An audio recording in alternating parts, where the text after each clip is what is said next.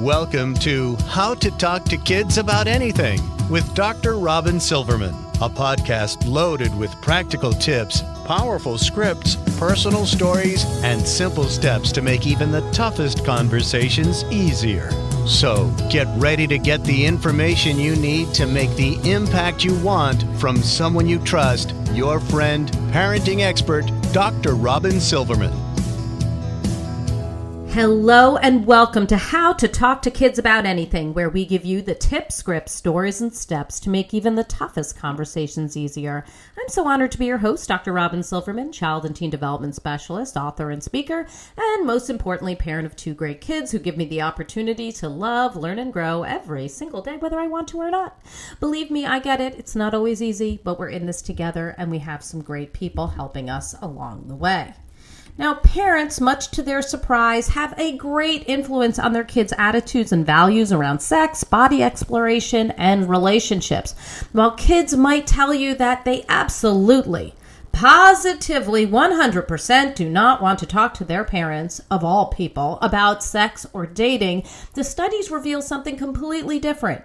Perhaps you remember when we had Richard Weissbourd of Harvard University on the show, and he told us that the research continually shows that kids want to have these conversations with their parents, and not just once. They want to have lots of conversations about this information over time, over and over again. They want the knowledge and they want the guidance.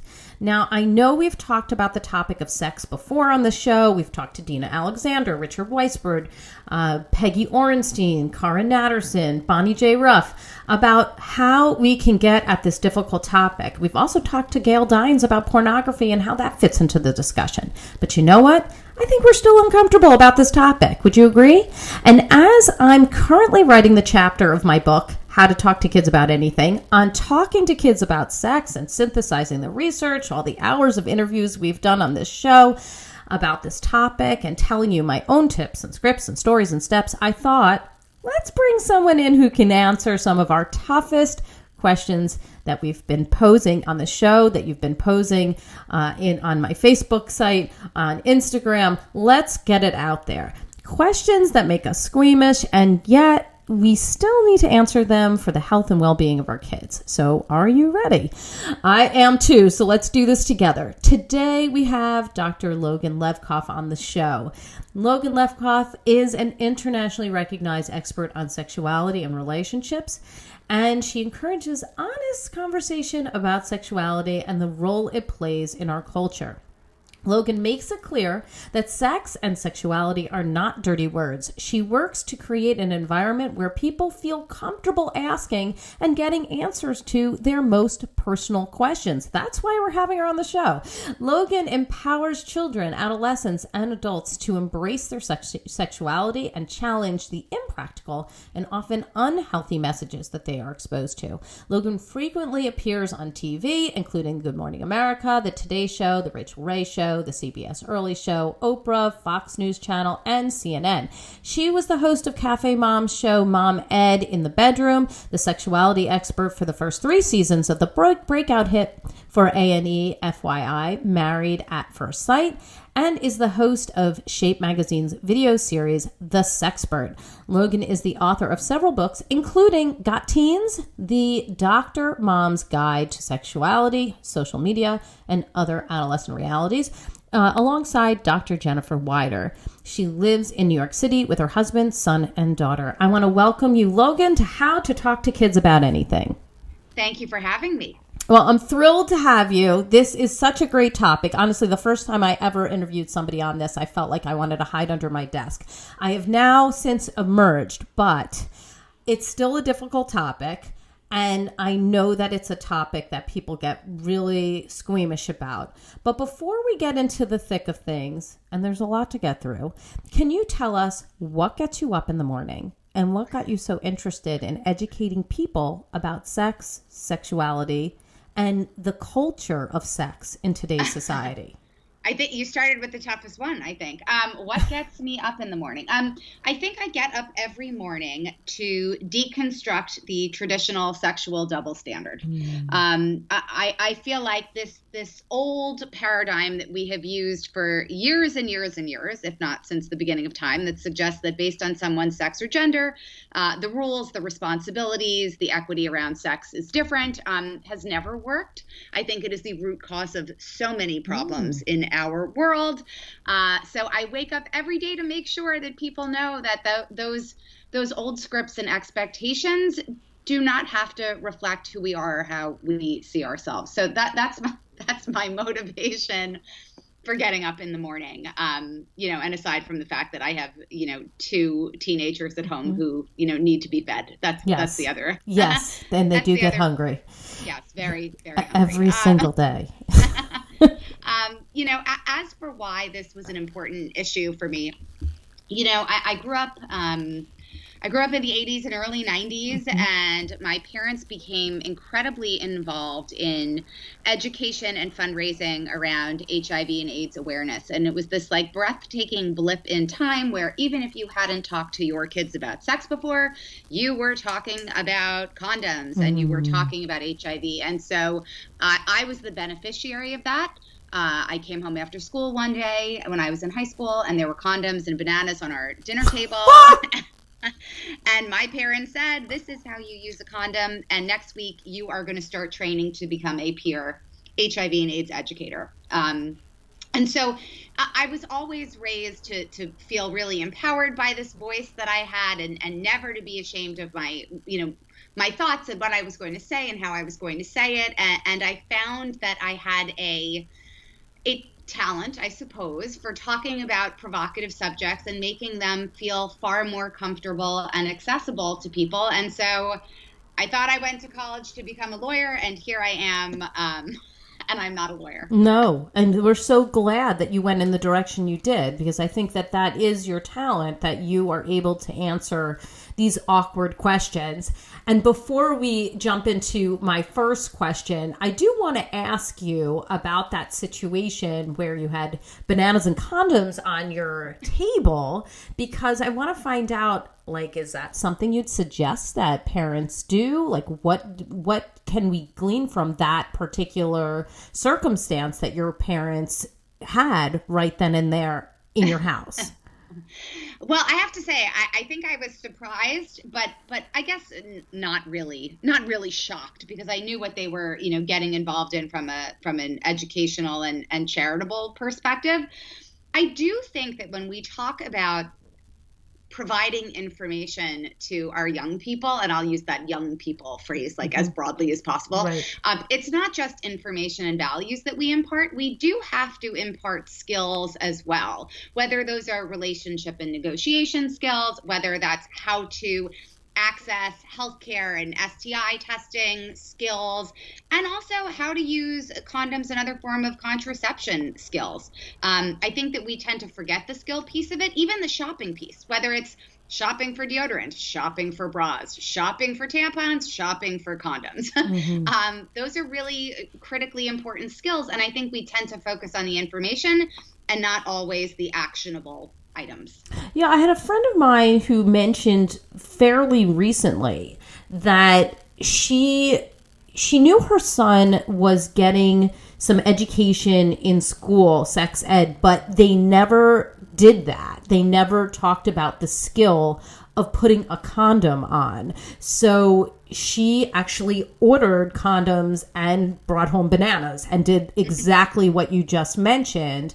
And her son was a little, again, taken aback, shocked, that kind of thing. But she felt how can you not teach this skill as part of sex ed? So then that does become the parents' wheelhouse, that they should be talking to their kids and showing their kids how to use contraception and how to use all the things you just mentioned that we need to shop for.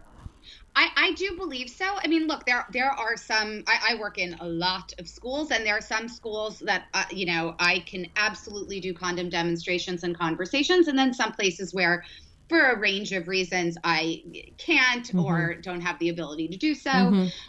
So sometimes schools do it, but I would say that this is where the parent and guardian piece of education is so important, that the best sex ed programs are those that partner with your community at large. And so parents really should ask these questions of the programs that their kids are involved in, because really, as sexuality educators, we're merely supplementing what parents are doing at home all of the time. I think oftentimes people flip it and think that we are the ones that are solely responsible, but we get limited time with young people. Most of it falls on parents and caregivers to do the work. So find out what's being done, and then don't be afraid to actually, show the skills, go shopping, see what the products are. There are so many innovations, particularly with condoms and other sexual health products, that, if you haven't used one or seen one in 2 decades, they're going to be different. So it's a great learning experience for everyone. This is really great, and it does set the tone for our awkward questions that are coming your way, which probably aren't so awkward for you because you've heard them. But our podcast today really is about answering the toughest, most awkward questions about sex, about sexuality, about relationships that kids might ask. And I'm going to personally put my big girl pants on, and I'm asking my listeners to do the same. I know you're probably like running and you're listening on in your car, but we're going to, get into it. The key here is that we really want to get as comfortable as we can in order to be strong, truthful, helpful resources, given what you're saying, that we really need to be on the front lines. So let's dip our first toe in, okay, and not talk about something too crazy. We'll talk about puberty.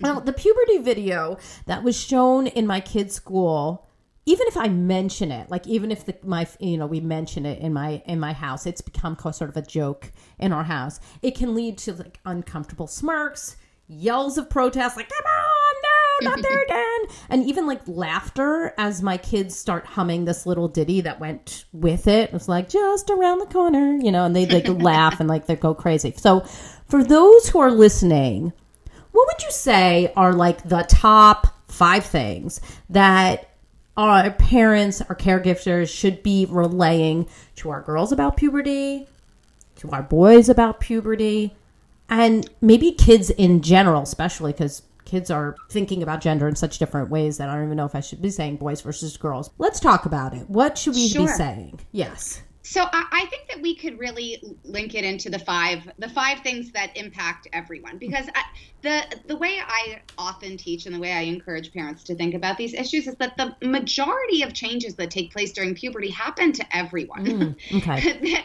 Most of what we have in common. So I think starting from a place that, regardless of what your assigned sex is, regardless of how you identify your gender, there are things that happen to all of us. Okay. And the reason for that, I think it really fosters a sense of empathy and respect. And I never really understood why, boys went to one side and girls went to the other. Right? Information had to be different. I don't think that was ever helpful. And I'm certain that there are probably some people I went to 5th grade with who are still very, very confused about menstruation. And they don't need to be, right? And they don't need to be.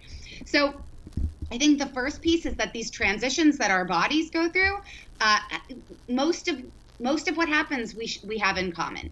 And for the few things that are different, the really interesting thing is that they happen for the same reasons, because the purpose of puberty is to activate your reproductive system to give you options in the future, right? It doesn't mean you all have to use your body in a reproductive way, but it's to give your body certain choices. So I think that those are the 2 pieces. I think that there's also a piece that has to be talked about, that all bodies have the innate capacity for pleasure. We do young people a huge disservice by focusing a lot of time on, erections and ejaculation as being this amazing, pleasurable experience for, one half of the population in a classroom, and then saying, oh, but, it's all about reproductive potential for you. The interesting thing is that, the clitoris has erectile tissue in it. It's from the same tissue that either, in utero, it either becomes the clitoris or it becomes the penis. So technically, if you have a vulva and vagina, you have erectile tissue too. We just don't see it the same way. So again, I mean, if we focus on the similarities and shared experiences, I think we develop a great deal of respect for each other.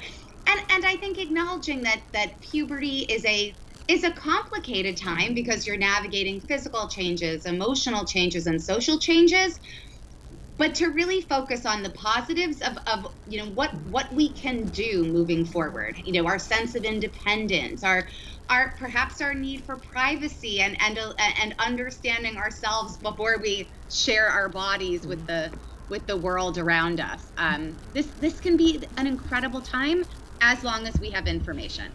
Okay, excellent. This is really important, and I feel like if we can impart the knowledge in the way that you're explaining it, it makes it a lot easier. I think that when we're start to piece it out so much, it can get really hard and we feel like I can't say these words. And how am I supposed to talk to my son about this when I'm haven't gone through the same things that he's going to be going through as he's going into middle school, or my husband to be thinking, I can't talk to my daughter about this because I didn't go through the same things. It really unites us all and says, these are things that we've all been going through. And yes, it may show in a different way in your body, but really we're all on the same path. Is that correct? Yes, absolutely. And I never want people to feel like they are not entitled or don't have a perspective that's relevant for a young person because they maybe didn't have the same parts. All of our perspectives are valuable. I mean, we can role model for others how to be treated, how to respect people's bodies, how to engage in healthy relationships. Our words and our experiences still matter, even if they aren't going to be identical. And the one thing that I always ask all of my adult groups to do is to think about your own upbringing, to spend some time really thinking about the messages that you got about sex and sexuality and bodies growing up. And then the second part is to think about how might your experiences have been different if the information you received was different. And I think that for me, that's the mantra I want parents and caregivers to always think about. Because that's the motivation for doing things a bit differently if we didn't get the best information, to push ourselves through the discomfort because we know what's at stake. So if our child is at the point where we see, we've just taken them to the doctor and the doctor says, okay, your child is starting to go through puberty. I think you really should start talking about more related to this.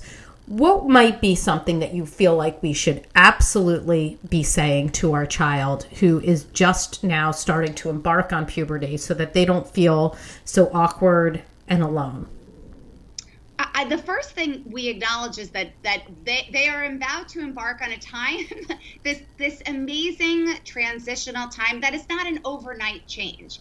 I think that, and I see it with my students all of the time, when I ask them how long does puberty take, they always think it's 1 year. It's this like magical 1 year. Right. And then I get them to think about this idea that it's actually 5 to 7 years, and there are a lot of things going on, not always visible to the eye. And it's a long process. So I think it's about saying your body, your feelings, you are going to embark on this time that takes a lot of years, but you are going to start to change into a more mature person. You are still my child or my teenager. I'm not throwing you to the wolves just yet.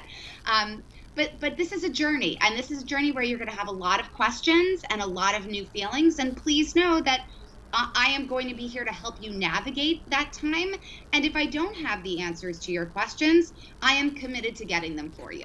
Excellent. All right. Well, I'm going to say that was our easy question for today.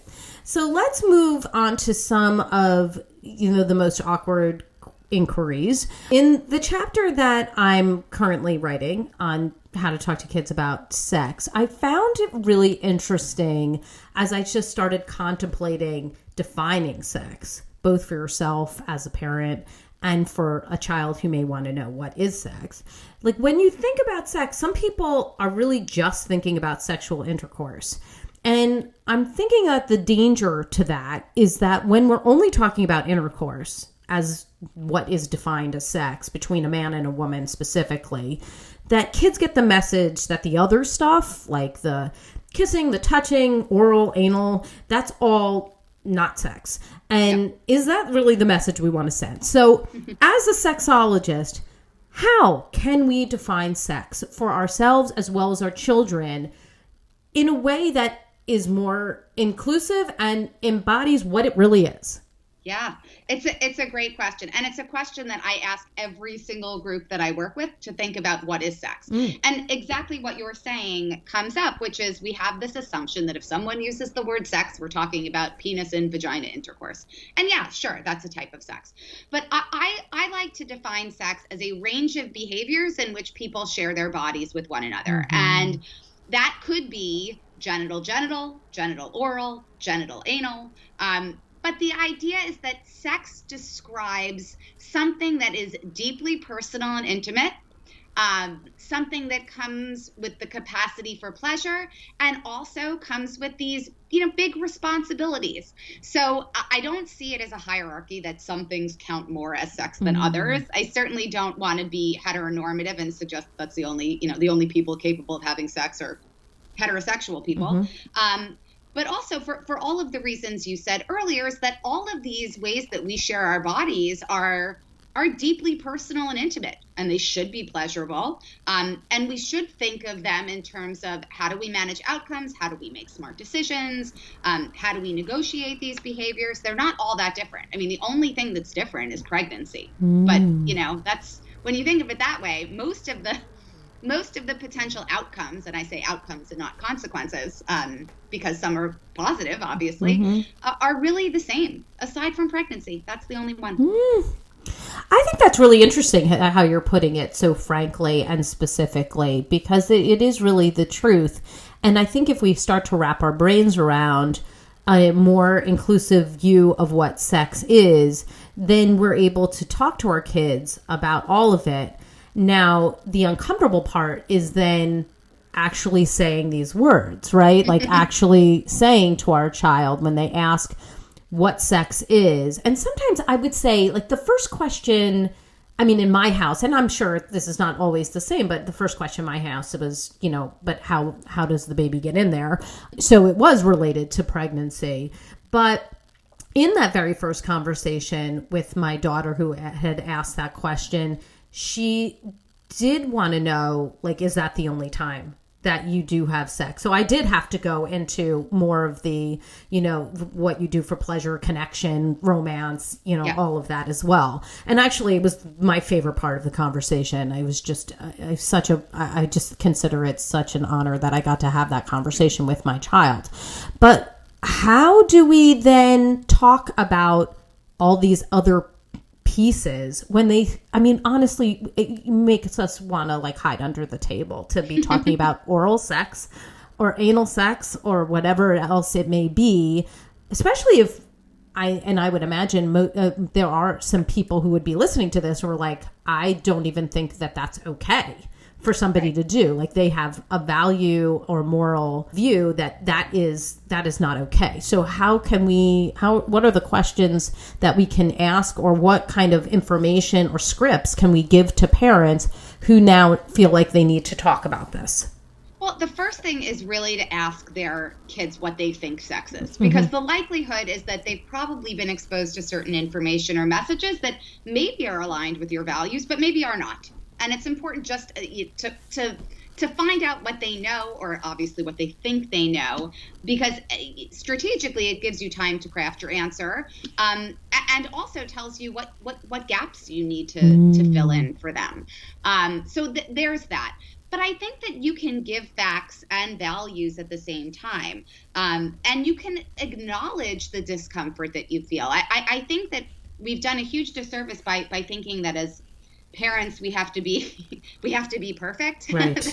And so comfortable with everything, right? Yeah. And we can say, look, I want to talk to you about this, and I think you're ready to have these conversations. I want you to know that I didn't have these conversations, and some of this is new to me, but I know how important it is. So I'm going to push through the discomfort because I know that you deserve the information. And then really you can say anything after that.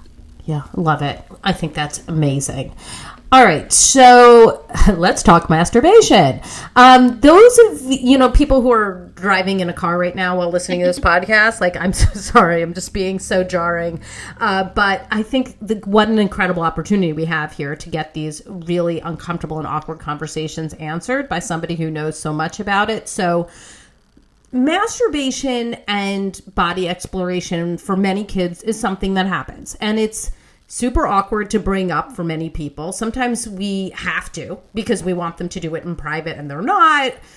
If they are doing it, we want them to know some facts about it. And there are so many myths around masturbation that need to be dispelled. So let's play a game of fact, fiction, and phraseology so that we know what's true, what's a lie, and what we actually should be saying. Okay, so are you ready? I'm ready. You're ready. I'm ready. You're ready. Okay, you're born ready, right? At least by age 15, you were ready to have like all these conversations once your parents opened up all this for you. Something like that. Something like this. Okay, so some people may have heard that kids who masturbate are possessed, have been sexually abused, are dirty, will go blind if they do it too much, lack a moral compass. Is there any fact in all of this? Is this complete fiction? And what should we actually say to our kids about people who masturbate? Complete fiction. All of it. All of it. I couldn't even say that stronger. I'm with a million exclamation points after it. Just to give you some scientific information, there are images of fetal masturbation. So it's not right. So no one is possessed. No one is. I mean, obviously, as someone in the sex world, I hate the word dirty because it creates this binary like goodness and badness, cleanliness and dirtiness, which has never been a word used to describe people's sexuality.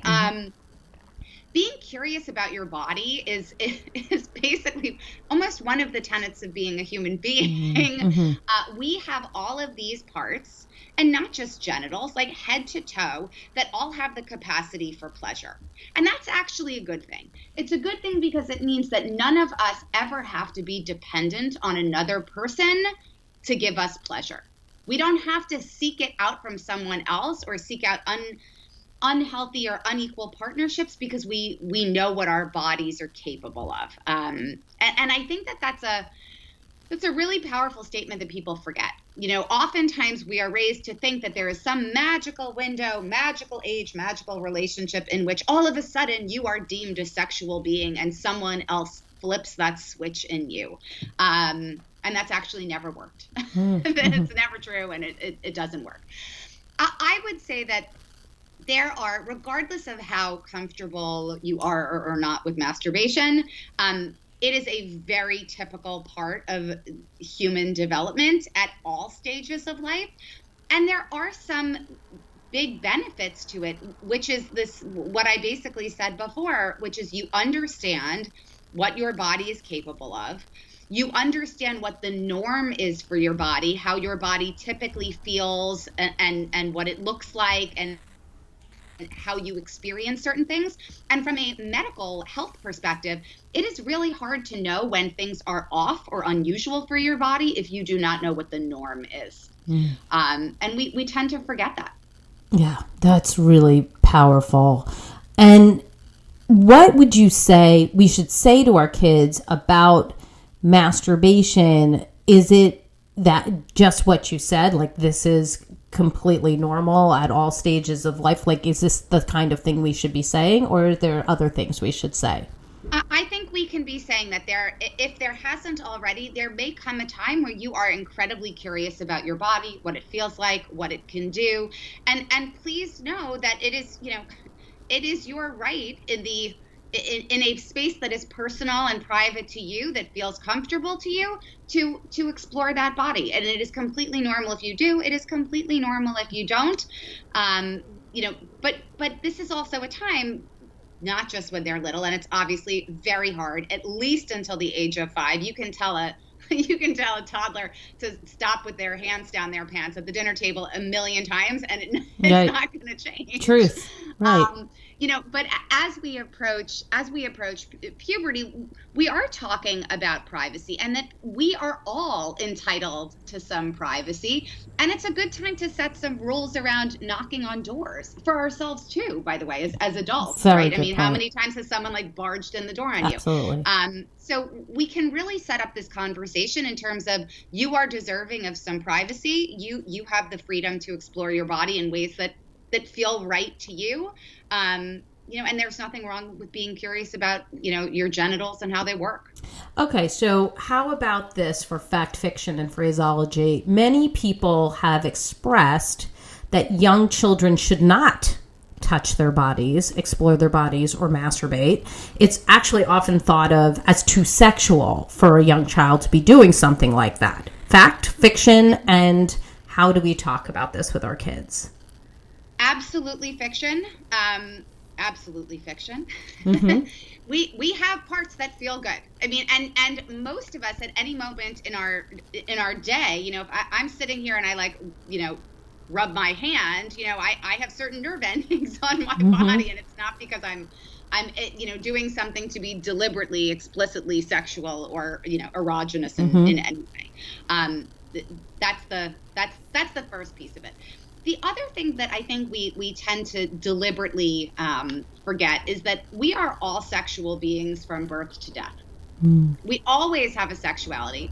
We express that sexuality differently throughout our lives, but people typically have a hard time thinking of children as sexual beings because in our head we conflate that with being deliberately, actively sexual. And I would say that masturbation as an adult or as an older teen might be deliberately sexual, but oftentimes for young people, it's soothing, it's exploration. It's not the way we see it as adults. And then I'll give this one as the last one. Some religions posit that masturbation is simply wrong, so that body exploration and masturbation should make somebody feel guilty or shameful. Fact, fiction, and how do we talk about that with our kids? So obviously, I don't know if we can answer that as a fact or fiction because yes, there are lots of religious, spiritual, cultural values around masturbation, and I am certainly you're never going to be tell anyone that they're not entitled to have those values. True. What I would say, however, is there is a difference between giving young people, your family's values, versus lying to them. So you can say, we don't believe in these things or we don't support them because our religious values are X, Y, and Z, but you can't say, they are going to go blind, they're going to grow hair on their palms, they're not going to be successful in life because they explore their bodies. Right. And the reason for that is that obviously facts are important, and in 2021 I keep reminding myself that facts are important. Facts are important. And because they will figure it out, and if they find out that we have lied to them either deliberately or inadvertently, we really do lose future conversations with them.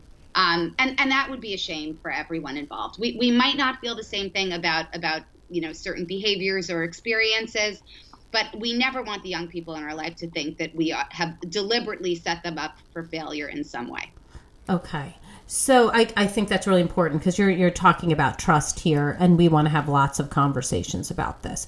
So we just talked about masturbation. So I'm going to just add in a question about erections because especially for our kids who are going into middle school, and this is the erections sort of sometimes just happen, without their consent.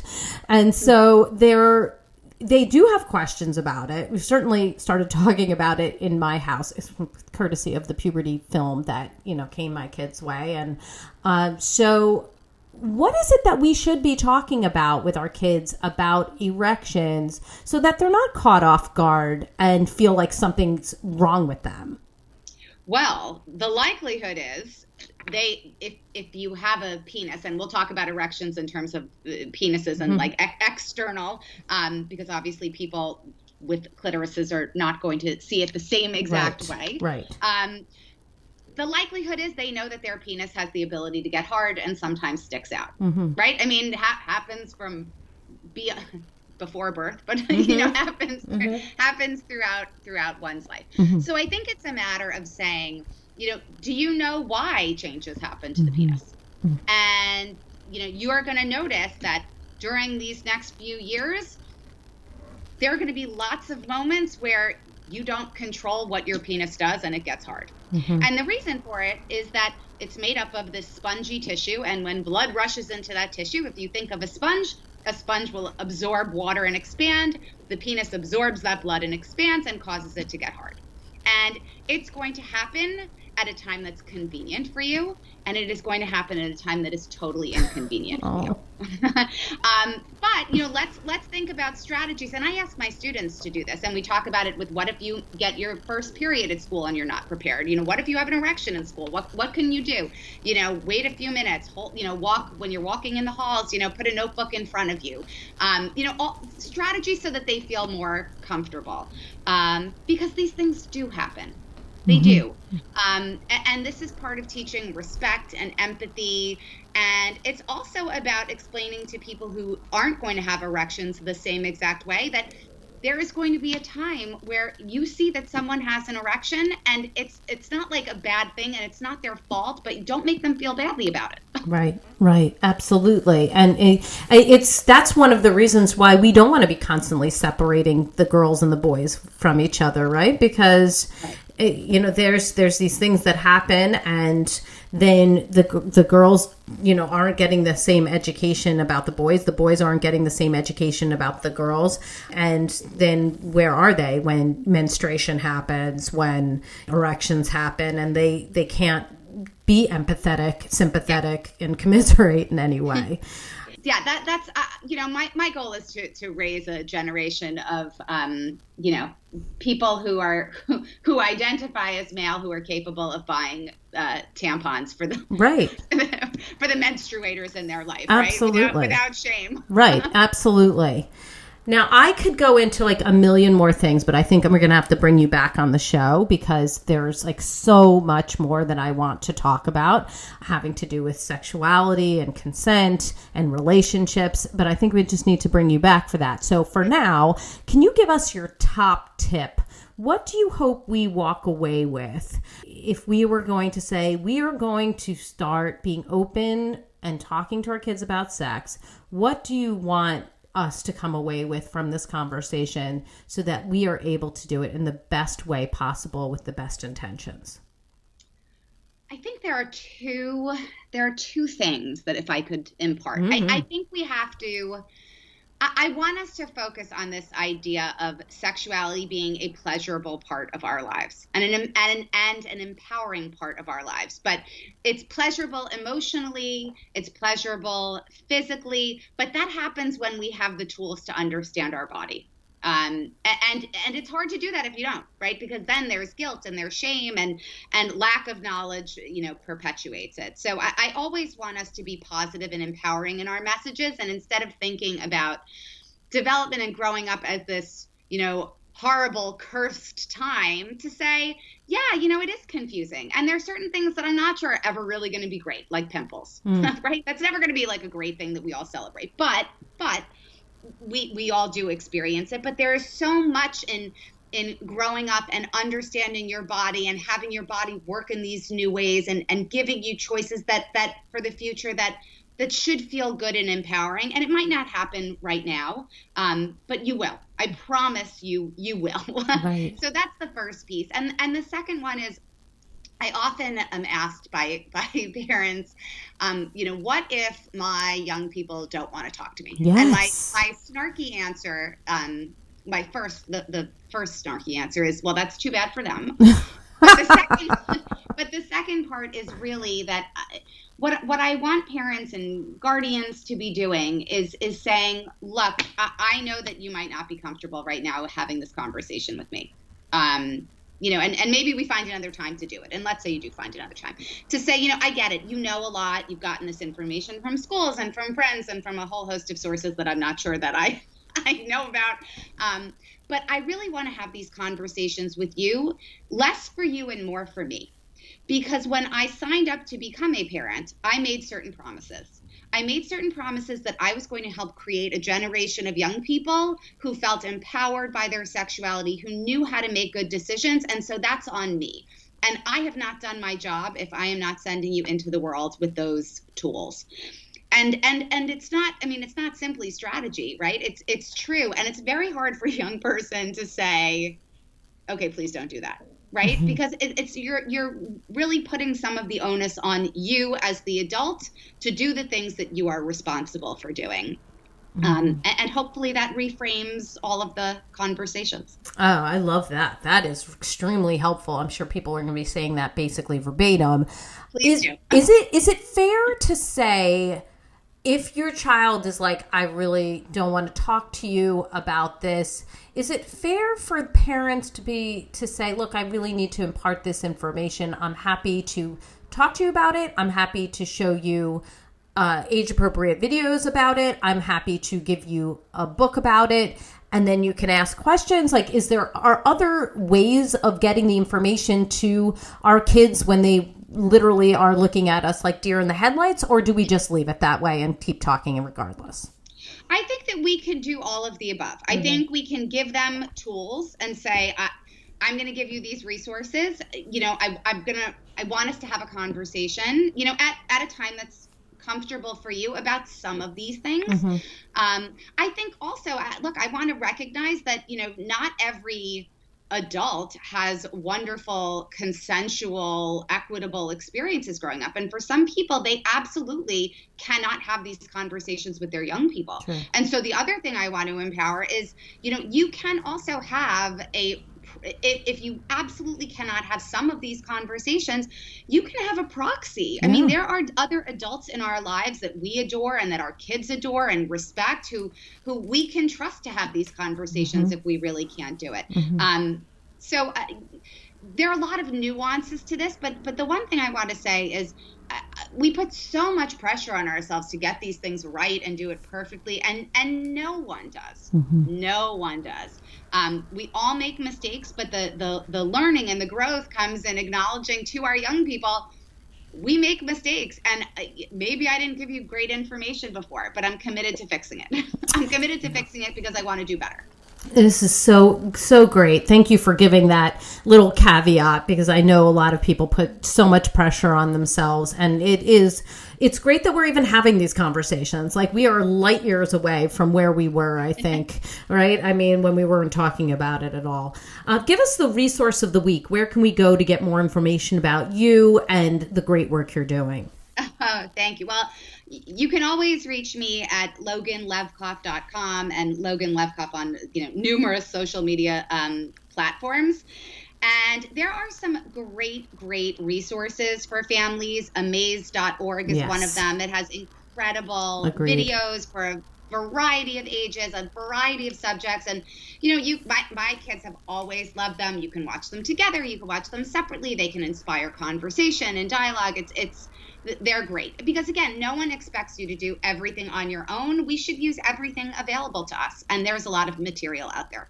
Agreed. And that's what I was mentioning about age-appropriate videos. I was literally thinking about Amaze, because I agree with you. They have some really wonderful videos with this topic in mind. I am so excited to have you on the show, and I just want to thank you so very much for your strategies, for your scripting, for your calming presence in this very awkward field, and just want to thank you for being on the show today. Well, thank you for giving me the platform to speak about the things that I love. I recognize that I am not typical in my ability to be super comfortable talking to young people about these things, but I would promise you that there are plenty of things that I cannot talk about. So it's just not the sex one. Well, I'm appreciative, and we have lots of great podcasts with amazing guests who can help you with all of those. So, but thank you so much for being on the show, and I feel like you've given us a lot to think about. So, I have got my takeaways, and sweet friends, I know you have yours, so let's discuss them. You can come up on Facebook, go to the Dr. Robyn Silverman page, or let's chat about it at drrobynsilverman.com or twitter.com/Dr. Robyn. I'm also on Instagram under Dr. Robyn Silverman. And Logan and I are going to be going back and forth, sharing some of the memes, because I'm going to be taking those quotes that she's been saying today and slapping them on memes so that you can deliver them to your friends, put them up on your social media, share them with people, because I know that these are the things that we need to share. These are the things that people need to hear and be able to say in their own homes.